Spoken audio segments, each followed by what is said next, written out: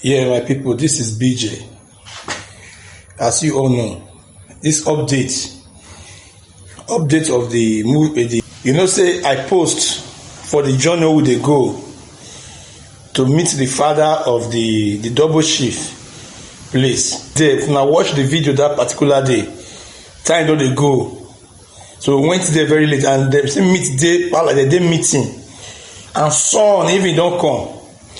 I'm not go fit take any shoot video that day, so we postpone the movement. But for the now, so the mother of the twins wey dey thief, the family say we should hold on, make dem go for DNA, because the comment wey people dey say why dem don go for DNA. So why dem need to go for DNA, because the date wey the prophet